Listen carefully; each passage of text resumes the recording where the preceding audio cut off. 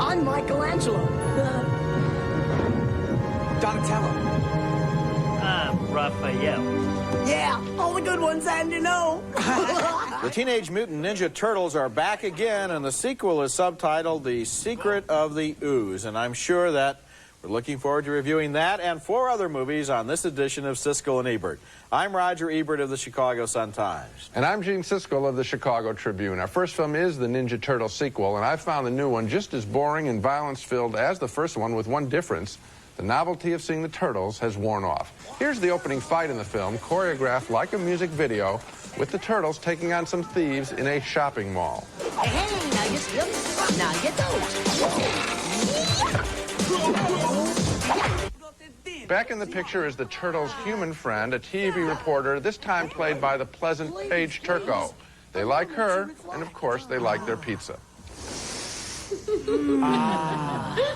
Okay, Ninja pizza. Ninja pizza? Pizza that vanished quickly without trace. The main story has an ecological theme as the Turtles learn about their origin from their Zen master, a rat named Splinter. It turns out the turtle grew out of a chemical ooze that is still around and dangerous. You have never seen this, but know what it is. That's the canister that had the ooze. That transformed us all. The big enemy, once again, is the Foot Clan, a bunch of thugs led by the evil Shredder. Here they fight over a canister of the dangerous ooze.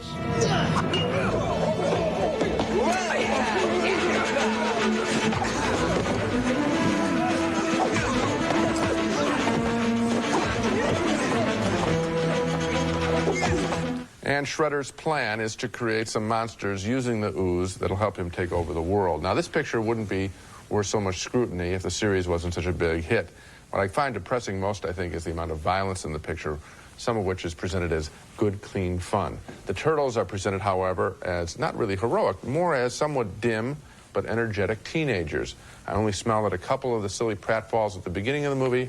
After that, Ninja Turtles 2 was really depressing to sit through. I was depressed too, Gene. You know, the superheroes that we grew up with, like Superman and Batman and Wonder Woman and Spider-Man, were individuals who really stood for something and who really had ideas. And here you have kind of a collective group of these radioactive turtles who seem to applaud the lowest common denominator. They talk to each other in the way that teenage boys sometimes do when they're trying not to stand out from the crowd by having any ideas. You know, cowabunga, dude. It's like, as long as we all talk in this way and act in unison, we don't have any ideas of our own. We're not individuals. We don't have to make decisions. It'll all be just fine. It's really depressing. I think there's something going on with these turtles that is telling us something alarming about our society. I agree. And you know, the theory, you might be worried, oh, I'm going to come off as an older scold. I don't remember how the superheroes of my youth, but I think you put that very well. There was something to admire here. I think it is, if we're all stupid, if we all act dumb, if we all kick mindlessly, and if violence is the answer, then it's safe. Nobody declaring them, no one really putting themselves out as in a risky situation as a group or as an individual. Yeah, these guys, these turtles are named after Renaissance artists. They don't have, between the 4 of them, an idea worthy of any one of those names. Any one of those names or any other name in the phone book. Okay, next movie. And our next movie is The Comfort of Strangers, written and directed by Paul Schrader, whose work includes the studies of some fairly strange people like Travis Bickle, Yukio Mishima, and Patty Hearst, but perhaps nobody quite as strange as the characters played by Christopher Walken and Helen Mirren in this movie. They play a rich couple who live in Venice and who have taken a couple of British tourists into their home. The tourists discovered that the local hospitality is rather odd and rather frightening. Caroline came in and looked at us both whilst we were asleep. Oh, did she? The young couple there was played by Rupert Everett and Natasha Richardson. They've been together for 4 years, but the trip to Venice is providing a difficult test for their relationship. Actually, I remember why we came. We thought we'd find out what to do, didn't we? What to do about you and me. The film is filled with a menacing undercurrent that sometimes suddenly surfaces, as in this entirely unexpected episode. My father and his father understood themselves clearly. They were men, and they were proud of their sex. Women understood them too. Now, women treat men like children because they can't take them seriously, but men, like my father, my grandfather, women took very seriously. There was no uncertainty, no confusion.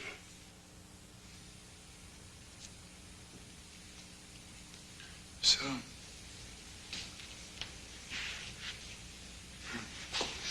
this is a museum dedicated to the good old days.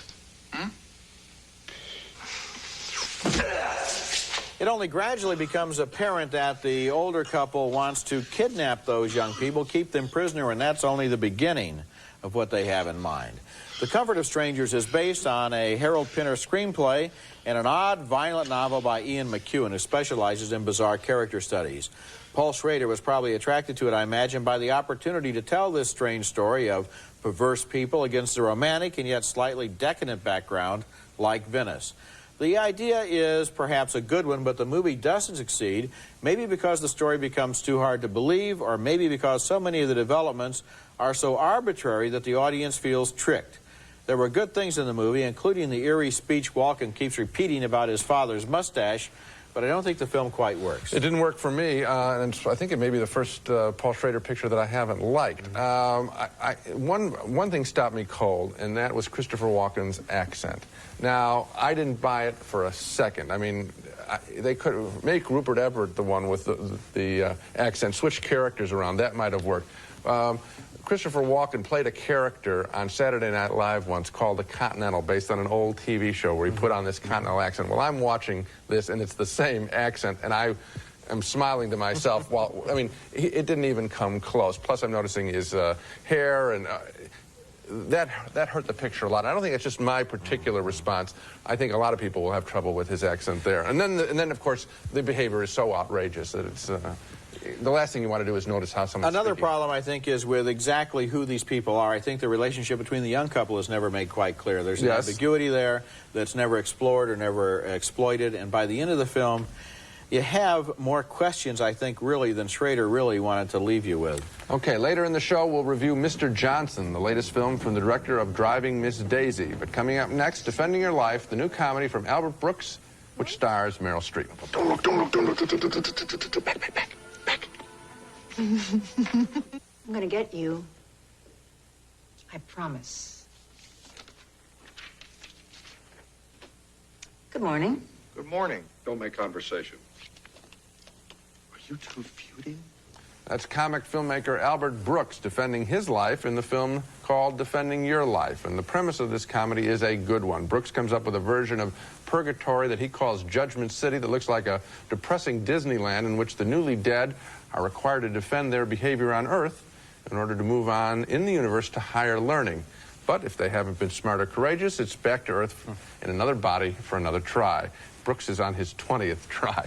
He plays an advertising guy who has been a coward much of his life, and he learns about his upcoming trial in a phone call from his defense counsel, well played by Rip Torn. You're here to defend your life, and I'm going to help you.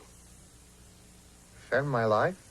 In a few hours, you're going to be smarter than anyone you've ever met. Sound exciting? Yeah, I guess. It is, believe me. Say, did you eat breakfast yet? No. I've got some good news for you. It's not only the best food you'll ever have, but you can eat all you want. I can what? As long as you're here, you can eat all you want. It won't affect you physically, and you won't gain weight. Later at the trial, prosecutor Lee Grant shows the judges an example of Brooks being a nervous Nelly after his wife has helped him practice for a job interview. 60? 65. 61. Let me make it plain. I cannot take the job for under 65, under no conditions. Your Honors, I would like to go directly to the next afternoon and show you the real encounter. Danielle, I'm prepared to offer you $49,000. I'll take it. Also awaiting trial is Meryl Streep, playing a goody-goody character, much like her popular image. Brooks falls in love with her, and their initial banter is cute. This is your hotel? Yeah. Where are you staying? Obviously, the place for people who weren't very generous and didn't adopt anybody. I'm at the Continental. Come over one day. We'll paint it. Defending Your Life gets a mixed review from me. I enjoyed the setup, the jokes about Judgment City, and much of his trial. But I thought the film fell down at the end in the relationship between Brooks and Streep. He's trying to give us a heartfelt message about how we should all be more brave in our relationships. That probably has a lot of meaning for him.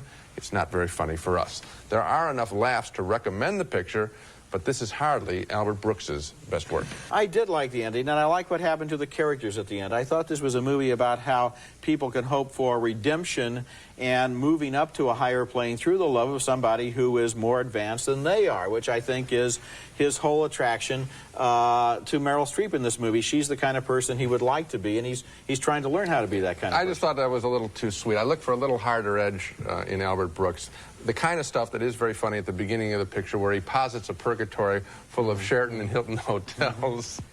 I mean, a whole world that's gray, where you could, this American desire to eat everything and not gain weight is like the supreme thing to be worshipped.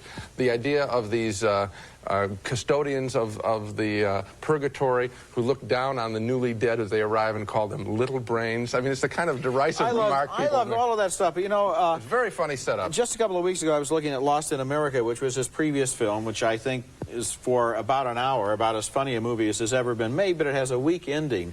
And that's been one of the problems that Albert Brooks has had with ending his films. I feel that with this one, he realized it had to go somewhere. It couldn't just be ideas about purgatory. And I think he was right to aim it in the direction of that love story. I think the payoff is terrific. I think it's very conventional. A happy ending from a guy I expect to do more. Okay, when we come back, Mr. Johnson set in Africa at the time of the British Empire. Why are you so bloody late? Son, the clock is fast.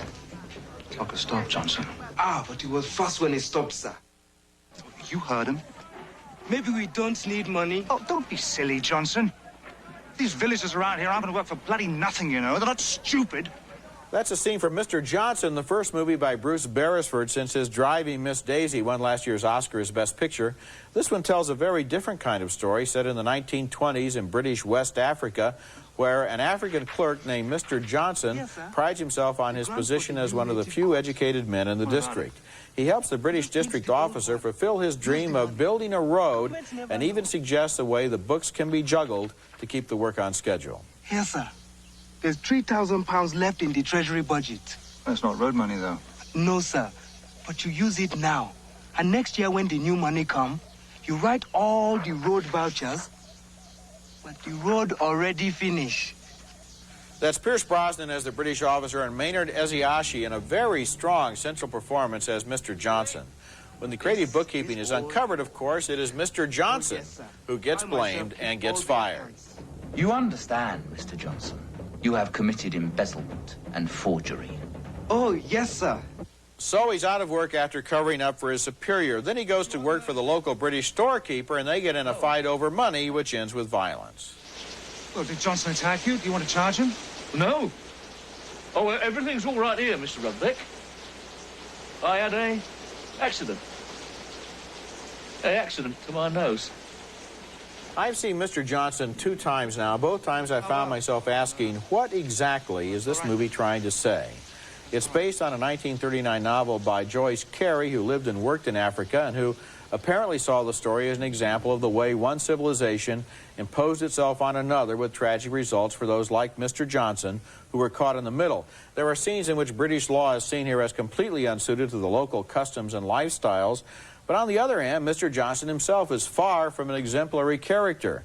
I don't know for sure what the movie means to say, but I do know that it does an intriguing job of capturing a time and place and the people who live there, and I admired that about it. I thought it was sort of ordinary in this sense. It's just the way that you talked about it, your first possible meaning of the film, which is that a guy from one culture gets involved and co-opted by another culture and destroyed. I think we've seen that in African films repeatedly, and I didn't think this thing brought anything new to the party. What about the performance, though, by the central character? Well, this guy has charisma, he has presence, he has humor, he has timing, and he makes Mr. Johnson real. Yes, I thought there was a real guy up there as Mr. Johnson. His story, what happens to him, didn't seem to be anything fresh to me. I can't really recommend the film. I'm not dumping on the picture as much as I'm saying it's nothing new. Okay, coming up next, the sexy thriller that's the talk of France, La Femme Nikita. Programmed into an undercover assassin. Anne Perriot plays the punk known as Nikita, and here she receives karate training in jail.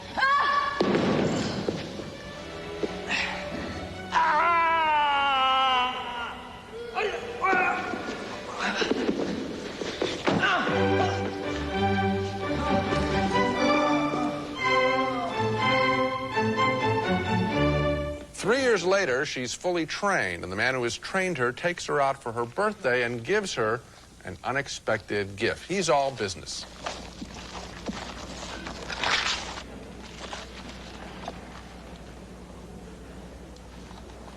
Il est chargé. 6 balles en titane et un chargeur en plus en cas de nécessité. Je comprends pas, là. Derrière toi, il y a une table de 3 personnes. Une femme en robe orange et 2 hommes en costume clair. L'un est garde du corps. She will go on a killing mission, but there's a more gentle man in her life, and the real story here is a tug-of-war in her heart and mind between her violent and romantic impulses. Bon, c'est pas sérieux comme accueil, je recommence, hein.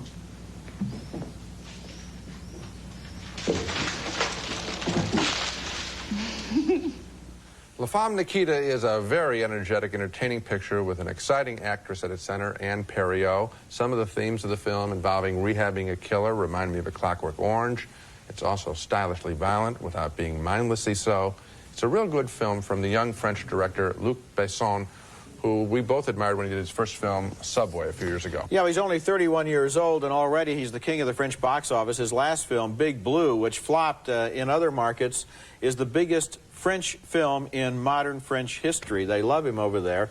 This film, I think, is really a good film. I enjoyed, as you did, Anne Perriot in the central role. She's so tough and so ragged at the beginning, and then as she changes, she shows those depths and the warmth and the humanity that's allowed to come out of her that was there all along. It's kind of Pygmalion crossed with a spy movie. At the same time, I think it reveals just how much the movie loves violence and violent characters, because as you watch this, just like in A Clockwork Orange, and you see this sort of hateful character at the beginning, forget sort of, hateful, and they have been, that violence is taken away in a sense, or modulated in some way.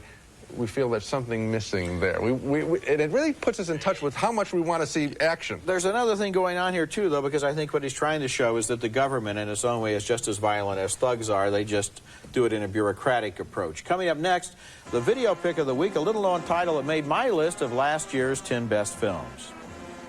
Pick of the week is one of the strangest and most bizarre films in a long time, named Santa Sangre, and directed by Alejandro Jodorowsky, whose 1971 film El Topo has become a cult classic. The movie, which is in English, tells the story of a young man who is raised in the circus, where his imagination is bombarded by a wild kaleidoscope of images and outrageous acts, a collision between Freud and Fellini. The movie contains blood and glory, saints and circuses, trapeze artists and tattooed ladies, and unspeakable secrets of the soul. It's been 18 years between films for Jodorowsky, and all of that time, the frustration and inspiration must have been building. Now comes this work in a rush of creative energy and joy. It's being released next week on home video, and if you relate strongly to audacious visual images, I recommend you check out Santa Sangre. It's not about Santa Claus. Now let's take another look at the movies we reviewed on this show. 2 thumbs down for Teenage Mutant Ninja Turtles 2, The Secret of the Ooze. I think the title says it all. 2 more thumbs down for Paul Schrader's The Comfort of Strangers, which never quite delivers on its bizarre premise. 2 thumbs up for the Albert Brooks comedy Defending Your Life, with Brooks and Meryl Streep in a heavenly way station. I like the ending more than Gene did. A split decision on Mr. Johnson, Bruce Beresford's story set in colonial Africa. Gene didn't think the story was fresh. I liked the sense of time and place. Finally, 2 thumbs up for the stylish, violent, and exciting La Femme Nikita about a French woman programmed as a government killer. And that's the film I think we both like the best on the list. Yeah, that's a real good one, and also Defending Your Life is one that I would defend. I would say... Not with my life, though. Okay, I would defend it by saying another opportunity to screen his 2 better films, Real Life and Lost in America. Okay, and I liked his Modern Romance, too, with Catherine Harold, as you recall. That's it for this week. Next time, we'll be back with a special show on Tom Cruise, analyzing his all-American appeal in a show we're calling Tom Cruise, the Star Next Door. Until then, the balcony is closed. Admiral Cruises presents their 7-night Caribbean vacation sampler cruise on the Azure Seas. Days and nights filled with everything from sampling the islands to relaxing on board. Whenever you cruise, cruise Admiral Cruises. No nonsense, the pantyhose that hold up through your busy schedule without a snag. No nonsense, the pantyhose that last. Ringer Lawn Restores, the natural chemical-free way to make your lawn healthy and green. Ringer, all natural, all good, all safe. Ruffy Sure Sack trash bags carry heavy loads and cost less. Sure Sack, the best value you'll ever throw away.